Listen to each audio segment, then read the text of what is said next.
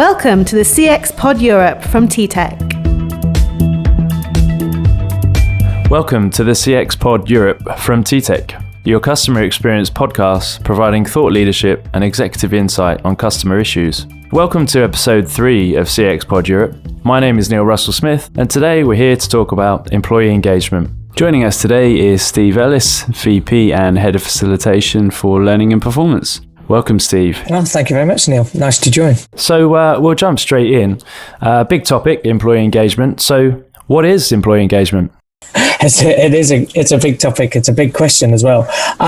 Look, there's a number of perspectives you could address that question through. Personally, engagement for me is to what extent are your employees engaged with the company, engaged with its brands, engaged with its purpose, what it's trying to achieve. How is it engaged, or how are the employees engaged with what the business provides for its customers in terms of the value it provides? How engaged are the people with other people in the organization? So do they engage with colleagues? And particularly, to what extent are they engaged with leaders and what the leaders are trying to achieve? Then, of course, there's to what extent am I actually engaged with the work I'm doing? So how do I think and feel about the tasks or activities that I have to undertake every day? And I guess the background noise is really to what extent am I engaged with the culture of the organization, or indeed the current strategy that it's trying to execute. I think most companies are pretty good at engaging its employees in economic goals like sales or cost savings or profit, which is important. It's very important for the company to survive, and it's obviously very important for shareholders. But that's not engagement when it comes to appealing to the values and the motives of the employees and colleagues. I guess to answer the question in a sort of succinct way, for me, employee engagement is how do the employees think and feel about work before they go to work, whilst at work, and even after they've finished work when they're socializing with friends and talking about how their day has gone. So for me, it's summarized by their thoughts and feelings about work. Okay, that's interesting insight, Steve. So I guess there's a lot of emotion involved, as you touch on, also culture, which we'll talk around in the coming sort of questions that are going to sort of direct your way. But in terms of the leaders that you mentioned, I mean, how should they be engaging their employees? What should they actually be engaging them in? For me, I think there's increasingly blurred lines between work and life. So I'm going to answer the question almost in reverse. It's interesting how many employees are now engaging their employer in their lives. So they're going to work and they're telling their employer about what's going on in their life. So whether that's family agendas or health agendas or life agendas, and they're wanting the employer to be engaged in their particular life. And I think the employers have a responsibility to look at that, but also to do the same in reverse. So for me, leaders should be engaging their teams with what's the vision of the organization? What's the purpose? What are we trying to achieve beyond profit? What's the strategy? Engage them in the execution, the plan of how we're going to deliver that particular vision, the operational side of things. But also, you touched on that word emotion. Also, some of the more emotive topics like corporate social responsibility or change or talent, some transformation agendas like the technology transformations or digitization transformations that organizations are going through. I just want to touch on the word engagement again, because I think that word can be a little misleading. What I don't mean by engagement is the word involvement or participation, or once we've decided what the vision and strategy is, let's involve them by telling them what it is. What I actually mean is immersion. I mean, involve them at the front end of strategy, at the front end of execution, at the front end of CSR, at the front end of digitization. Let them lead it, let them own it, let them design it, let them initiate it. For me, that is real engagement. What I don't mean is communicate it once it's already been decided. So all aspects of an organization's life, whether that be its revenue, its profit, or its social responsibility, or its innovation, or its talent, I think leaders can involve their employees in. Interesting. I guess that kind of lends itself to one of the stats that I've been kind of researching here. So according to Temkin Group, employees at companies with top-rated customer experience are actually 61% more likely to be highly or moderately engaged than those employees at low-rated companies. So I guess, what can companies and leaders do to actually increase engagement? I think there's lots. I touched on in my last answer, that blurred line between work and life. One of our clients has done a fabulous job in engagement and managing that interface between work and life. Not only are they fascinated in their employees' IQ, their capability, their skills and their knowledge, but they've undertaken a whole cultural transformation program around their EQ. So that's not just emotional intelligence for the sake of increasing sales, but also around their mindfulness, their mental health, their emotional quotient at work and outside of work. But more recently, they've introduced a WQ, a wellness quotient, where they're involved in their employees' health. So they have exercise classes, they have nutritionists, they run mindfulness programs. They are looking at their, whole self, if you like, the IQ, the EQ, and the WQ. And I think if leaders have that mindset that they are engaging with their employees, not just for the sake of performance, but for the sake of wellness and emotional wellness, I think that sets them off on a really good front. With regards to the Temping Group and their research, I'm a big believer in the correlation between employee experience, employee engagement, the way people think and feel about the work that they do, and the impact that has on customer experience. But for me, it really starts with why. So if you want to engage employees, leaders need to articulate, involve their employees in understanding the why of whatever it is they're trying to achieve. Engage them in the reason, a greater purpose for doing the work other than profit. For me, profit it's a bit like oxygen for humans. Without it, we die, and without profit, companies die. But that's not the reason we live. We don't live for oxygen. We don't work for profit, unless, of course, you're a shareholder. So for most employees, they're not, and therefore they are working for something else. And it might be salary, but they often want to feel emotionally engaged in the purpose of an organization. So start with the big why. Why are we doing what we're trying to do? Then I'd invite leaders to engage at a individual why. What's in it for the individual? What's in it for the employee to follow a course of action or pursue a set of tasks? Engage them in that personal why. Relies on the leader understanding the individual's values, understanding the individual's motives, understanding what they're trying to achieve personally for themselves, their lives, their families, etc. So I think leaders need to start with the big organizational why, and then they need to create a level of intimacy with their employees so that they can understand the personal why. If they do that, I think they have a better chance of engaging employees in the work that they want them to do in order to create the value that they want to create. Then, of course, I think it's all about engaging the employees in what, being clear about the vision. The amount of times I go into organizations, interview employees, and I ask them to describe the vision or ask them to describe the strategy of the organization. And they feel so removed from that vision, so removed from that strategy, that either they can't describe it or they can't describe it in a meaningful way that applies to their job. So I engage them in the what, which is the vision, the goal, the mission, the outcome, but of course make sure that it's meaningful to the individual. How does that translate all the way across the organization at all levels to a course of action, a meaningful course of action?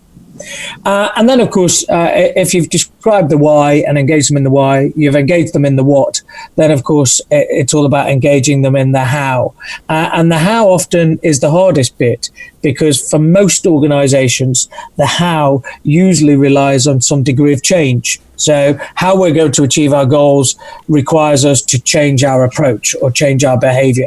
So the how has to be inspiring, has to be motivating, has to be believable that this new course of action, this new strategy is going to work better than the old course of action or the old strategy. So what can leaders do? I think they can be holistic and engage their employees both in work and in life. What can they do? I think they can definitely start with the why, the organizational why, the individual why, then be explicit with the what, and then be inspiring with the how. Yeah, it sounds very much like organizations need to build the right sort of culture. So I guess, when we touched on that earlier, it's pretty pivotal to the kind of things that you just described. So in terms of culture, I mean, how important is that in improving that employee engagement? I think culture is critical in terms of almost at a basal level. What's the background level of engagement or feeling that I have when I think about my organization and its leaders, the colleagues that I work with, the brands that organization represents? That background sort of basal feeling is really important. And then, of course, there's spikes of activity or moments like organizational change, or where the stress applied to the culture or where the stress applied to the organization, maybe market pressure or competitive pressure. And then, of course, the culture really reveals itself, particularly through the behavior of leaders. So, yes, absolutely, culture is critical. If I think about what culture is, of course, it's best described as culture is the way we do things around here. It requires trust in each other. It requires trust in colleagues. It requires trust in leaders. It requires us typically to surround ourselves with people who believe what we believe. So when I trust my colleagues at TTEC, it's because I know I'm surrounded by people who believe what I believe. And therefore, I can second guess, I can anticipate, I can trust the way that they might respond to market pressures, competitive pressures. I can trust when they ask me to do something, they're asking me to do it through the lens of a positive intention, the intention of customer experience or the intention of employee experience. So when I surround myself with those like-minded people with similar values and beliefs, and share those similar values and beliefs, it's a lot easier to engage with an organization, especially when it's then put under pressure because it needs to change. So I think it's truly difficult to engage with an organization, its brands, its products, its services, its colleagues, if you don't share the same values and beliefs. Simply because either you or your colleagues won't feel the trust, and then you subsequently begin to question each other's motives. And that's all that's going to do is slow the whole organization down as people begin to second guess what it is that people are trying to ask them to do. My own personal belief is that leaders must lead on culture. They must be the ongoing role models of the prescribed beliefs and values. And importantly, when the business is under stress, market pressure or danger, it's got to be them that step up, stand up for the teams, stand up for the values, and inevitably show their true colors. When employees see leaders do that, then they definitely become engaged with that organization because they feel like that organization's got their back. It's going to help them. It's going to support them. If they witness leaders under pressure suddenly turn their back on their employees and singularly turn towards a profit motive, and that's their only intention, then they don't believe that the organization's got their back. So why, of course, would they support the organization? Why would they engage in the organization? So my view would be protect the people and protect the culture, and the engagement will follow. So yeah, absolutely, culture is important. Disregard the culture and the teams will disregard you, and they'll have no reason to be engaged. That's great. So I guess we're talking about empowerment, aren't we? And empowering those employees, as you've talked about. So would you say that having empowered employees actually empowers positive customer experiences? Absolutely. So there's a lot involved in that question. My simple answer is yes. If you empower your employees with a set of values, a set of beliefs, and they believe in the brand, the purpose, they believe in the strategy, they believe in the direction, they believe in the value that that organization delivers for its customers, then they can feel empowered because they can increasingly act more independently. They can increasingly make independent, empowered decisions because they know that the criteria for that decision is well aligned to the organization's values, beliefs, purpose, strategy, etc. It's only when you don't really know whether the decision you're about to make is congruent with that value, that belief, that strategy, that purpose, that customer centricity, that you suddenly feel disempowered and you start being fearful of making decisions. And when people feel fearful of making decisions, they tend not to make any decision at all. And that shows up in either a decision not to work late, a decision not to deliver discretionary effort, a decision not to serve a customer in a certain way, a decision not to do something in order to protect themselves just in case they were wrong about that particular decision. So absolutely empowered employees deliver way better customer experiences. And it's important that you empower the employees. To not have empowered employees, the most ridiculous extrapolation of that would be I need one manager or one leader per employee because the employee can't make any decisions and isn't empowered to do so and can't behave in accordance with the vision or strategy. So we need this monitoring strategy or this control strategy called either rules, regulations, or managers to supervise all of those decisions. So that's obviously inefficient, and that itself doesn't deliver the best customer experiences. So yeah, there are many studies and examples of the correlation between empowered employees, employee experience, employee engagement, and customer experience, and ultimately profitability. It seems to me very intuitive that there's a correlation between employees' engagement and customer experience.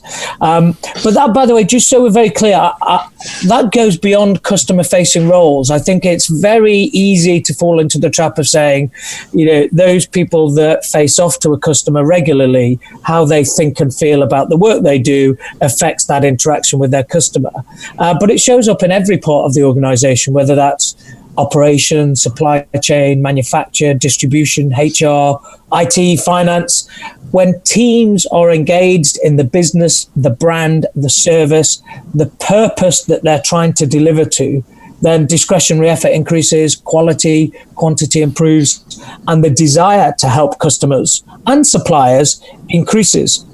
So this is not just an interface between, frontline salespeople and consumers or customers. This concept of employee engagement and customer experience runs all the way through an organization.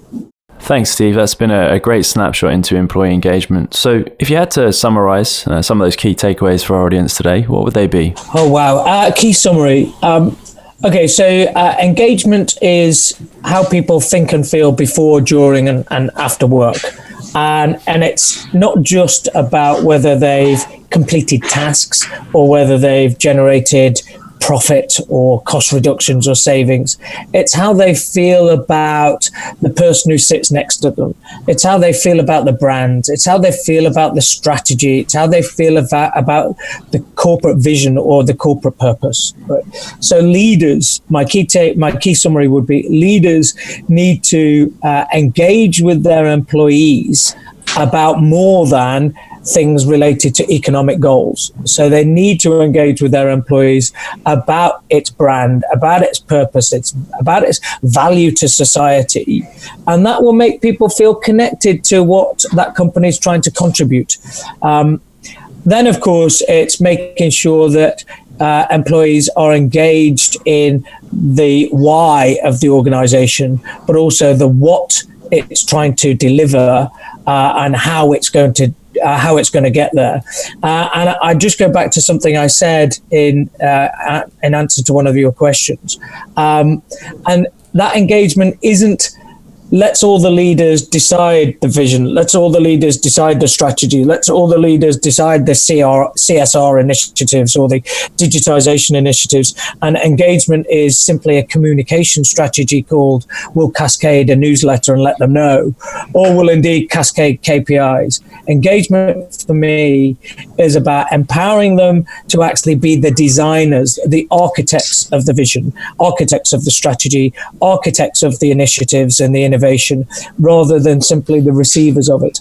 If you engage them as leaders, then my belief is their commitment, their level of engagement to execute on those visions and strategies are way, way higher, and discretionary effort and fulfillment will follow from that. Thanks very much, Steve. Thanks very much for having me. So we'll be here again next month with another edition of the CX Pod Europe by TTEC. But in the meantime, if you want to stay up to date with the most current news and trends in customer strategy, just subscribe to our Customer Strategist channel. It's a great publication available both online or in print. If you want to download that, just visit ttec.com/customer-strategist. And you can also subscribe today. So goodbye and thanks for listening. We hope to see you again for our next episode of the CX Pod Europe from TTEC.